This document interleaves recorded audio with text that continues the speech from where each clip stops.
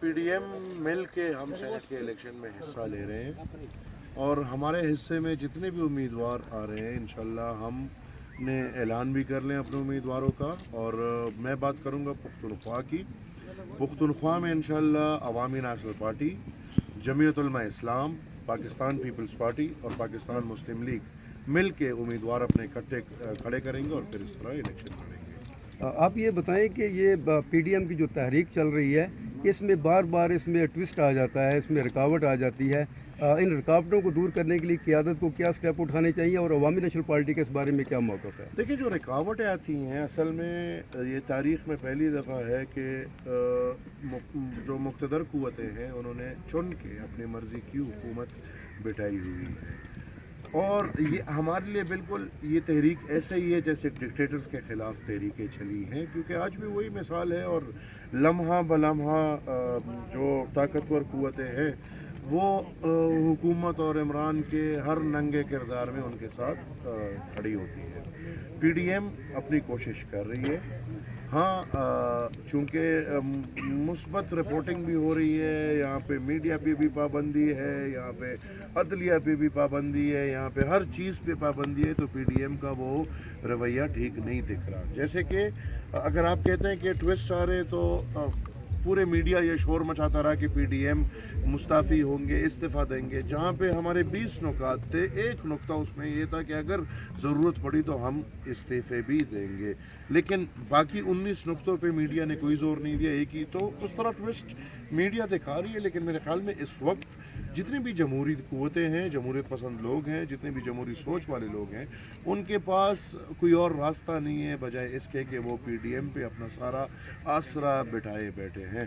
تو انشاءاللہ P D M اور یہ سب کوشش کریں گے کہ پاکستان کو عمران خان سے تو نجات دلانا چھوٹی بات ہے، پاکستان کو اس سوچ سے نجات دلانا ہے، پاکستان کو اس غلامی سے نجات دلانا ہے، اب پاکستان کے عوام کے ووٹ کو اپنا اختیار دلانا ہے. انشاءاللہ پی ڈی ایم اپنا کام کرتی رہی. آپ یہ بتائیں کہ NA-45 کے الیکشن ہو رہے ہیں اور پاکستان تحریک انصاف کے جو کینڈیڈیٹ ہیں ان کے اوپر پوسٹل ووٹس کے بارے میں بھی ایک ایشو جو ہے اٹھا ہے، تو وہاں پر جو انتخابی عمل ہوگا، آپ سمجھتے ہیں کہ الیکشن کمیشن اس پوزیشن میں ہے کہ وہ امپارشل، غیر جانبدار، آزادانہ، منصفانہ الیکشن کروا سکے گا؟ اور جو پی ڈی ایم کی دیگر پارٹیاں ہیں وہ اس الیکشن میں آپ کے ساتھ سپورٹ کر رہی ہیں یا نہیں کر رہی؟ دیکھیں، جہاں تک الیکشن کمیشن کی بات ہے تو الیکشن کمیشن تو پچھلے چند دہائیوں سے ہم کہہ رہے ہیں کہ منصفانہ کردار ادا نہیں کر پا رہی. آپ دیکھیں نوشہرہ میں آپ نے ادھر کی بات کی، میں ادھر آتا ہوں، اس سے پہلے میں نوشہرہ کی بات کرتا ہوں. سٹنگ وزیر گھوم رہے ہیں، کیمپین کر رہے ہیں، پروجیکٹس لگا رہے ہیں، وہ ہماری وزیر دفاع ادھر گھوم رہے ہیں، اور یہ الیکشن کے ضابطوں میں نہیں آتا. تو الیکشن کمیشن تو پاکستان میں جس طرح کے باقی ادارے ڈمیز ہیں اور لوگ کام کرنے والے ہیں، اسی طرح الیکشن کمیشن بھی. اور میں یہ توقع رکھتا ہوں کم سے کم اداروں کو اتنا اپنا اختیار لینا چاہیے. جیسے آپ نے بولا کہ ادھر نیشنل اسمبلی کے الیکشن میں جو پوسٹل بیلٹ کو لے کے ایک معاملہ کھڑا ہوا ہے، تو میں سمجھتا ہوں کہ الیکشن کمیشن اتنا اختیار مند ہونا چاہیے اور اتنا ایک کردار اس کو ادا کرنا چاہیے کہ جو لوگ ابھی سے دھاندلیاں کر رہے ہیں ان کے خلاف ایکشن لیں، ان کو میرے خیال میں بالکل الیکشن کا حصہ نہ بننے دیں. اور ہم حصہ لے رہے ہیں. میرے خیال میں وہاں پہ امیدوار NP نے بھی کھڑا کیا ہے، PTI نے بھی کھڑا کیا ہے، اور ایک دو اور پارٹیوں کا بھی ہے. ہم اپنے الیکشن میں حصہ لے رہے ہیں. ہمیں کوئی سپورٹ کرے نہ کرے، ہم نے پختونخوا میں یہ فیصلہ کیا ہے کہ ہم ہر الیکشن میں حصہ لیں گے، بینگ پارٹ آف PDM. اور نہیں، اگر پی ڈی ایم اپنا امیدوار کھڑا کر دے تو عوامی نیشنل پارٹی اپنا امیدوار کھڑا کرے گی، لیکن ہم الیکشن میں کسی کو واک آؤٹ نہیں ہونے دیں گے. میرا خیال ہے کہ آپ کا ڈسٹرکٹ گنگو کا یہ پہلا دورہ ہے اور یہ راستے میں آتا ہے، آپ تو پارچنار یا سدا جا رہے تھے. یہاں پر آپ کے پاس جو قیادت موجود ہے، جب دہشت گردی کے خلاف جنگ تھی، ایک ماحول بنا ہوا تھا، اس وقت سب سے زیادہ جو سفر ہوا ہے وہ ڈسٹرکٹ گنگو ہوا ہے، اور یہاں کے بہت سے درینہ کارکنان آپ کے جو تھے وہ شہید ہوئے ہیں، ان کے اوپر وہ ٹارگٹ اٹیک ہوئے ہیں، دوابہ میں، سروزئی میں، ٹل میں.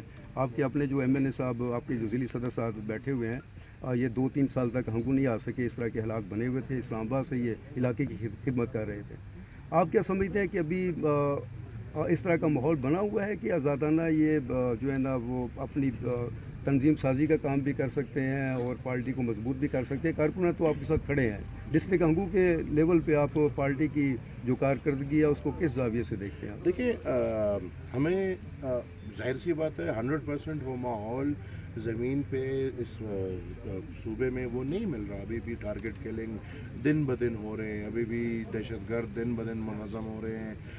कल परसों हमारे खैबर में एक PSF के सदर पे कातिलाना हमला हुआ है। तो ये चीज़ें तो चल रही हैं और अभी भी आई एम डेड श्योर, मैं यकीन से कह सकता हूँ कि इधर इस ज़िले में भी दहशतगर्द होंगे, एक शक्ल में, दूसरे शक्ल में, या छुपे होंगे या खुले होंगे। लेकिन वो जो माहौल की बात आपने की, वो माहौल तो 100% नहीं है, लेकिन हाँ उस तरह का भी नहीं है जिस तरह उस वक्त था। मुक़्तदर क़ुव्वतें उस सोच से थोड़ा पीछे हट गई हैं। फिर दुनियावी हालात और मुल्की हालात में तालिबान का किरदार थोड़ा अब अलग हो गया है। वो जो किरदार तालिबान अदा कर रहे थे उस वक्त, वो किरदार आजकल उनका उस तरह का नहीं है। गुट तालिब चुप करके बैठा हुआ है और बाकी जो सोच और फ़िक्र है वो सब अफ़गानिस्तान पे है। तो इधर को लेके ठीक है 100% माहौल नहीं है, लेकिन हमें जितने थोड़ा सा भी रॉ मिला है, हम मेहनत कर रहे हैं, हम कोशिश कर रहे हैं, तंजीम साजी हो रही है। मैं सदर साहब को खैराज तहसीन पेश करता हूँ, बल्कि मैं अपने तमाम वर्कर्स को खैराज तहसीन पेश करता हूँ जो मतलब कि इस चीज़ को ना देखते हुए अपनी कौम की खिदमत कर रहे हैं, अपनी कौम की बका के लिए, अपने कौम के मुस्तकबिल के लिए अपनी जानों का नजराना करते हुए, दाव पे लगाते हुए वो अपना काम कर रहे हैं। तो माहौल तो 100% ठीक नहीं है, लेकिन इस माहौल में जितना काम हो सकता है अल्हम्दुलिल्लाह अवामी नेशनल पार्टी के वर्कर्स और तंजीम कर रही है। आखिरी क्वेश्चन आपसे मैं पूछता हूँ कि अगर आपने नो कॉन्फिडेंस मोशन लाने का आपने ऐलान किया है, अगर बिलफर्ज अभी जो है ना हुकूमत चेंज हो जाती है या मिड टर्म इलेक्शन होते हैं, तो क्या पाकिस्तान के जो अदारे हैं वो अगर उनको आपको मैसेज कन्वे करना चाहें, या वो इस पोजीशन में है कि वो इम्पार्शल रह सकेंगे? आपके सवाल में पूरा जवाब पड़ा। मैं आपसे सुनना चाहता हूँ ना। ये मुल्क बना है होने के लिए, और ये सिर्फ एक इलेक्शन से नहीं हो, इसके लिए बाकायदा जदोजहद करनी पड़ेगी। क्या आप तस्लीम करते हैं कि ये जो इन लोगों को जब लाया जाता है या ये लोग इंटरफेरेंस करते हैं, तो उसमें बुनियादी किरदार तो पॉलिटिशियंस का होता है कि ये ना राब्ते रखें, ना उनको जो है ना। देखिए, पॉलिटिशियंस में मैं आपको वाजे कर दूँ ना, अब मतलब कि एक दरिया में एक मछली गंदी है तो सब मछलियाँ तो गंदी नहीं हो सकती। तो पॉलिटिशियंस में सितारा याज जैसे लोग हैं, पॉलिटिशियंस में मुराद सईद जैसे लोग हैं, पॉलिटिशियंस में इमरान खान जैसे लोग हैं। तो अब आप फिर सबको गंदा नहीं कर सकते। हाँ, किरदार सबसे बड़ा सियासतदानों का आता है, लेकिन सियासतदानों में भी ख़ास 15-20% सियासतदान है जिसको हमारे मुल्क के क़ुव्वतें इस्तेमाल करती हैं और जिसको हुकूमत में लाना चाहती हैं उस पार्टी में बेचती हैं। हमारे सूबे में कम है, पंजाब में बहुत ज़्यादा है, लेकिन ये सियासत में गंदी मछलियाँ हैं और उन गंदी मछलियों को इस्तेमाल करते हुए जो मुतबर क़ुव्वतें हैं वो सियासत के दाव पे चला रहे हैं। लेकिन इन गंदी मछलियों को हमने आपने सब पार्टियों ने पहले अपने पार्टियों से निकालने, फिर अपने इलाकों से निकालने, तभी ये सब साफ होगा। बहुत शुक्रिया सर। Thank you.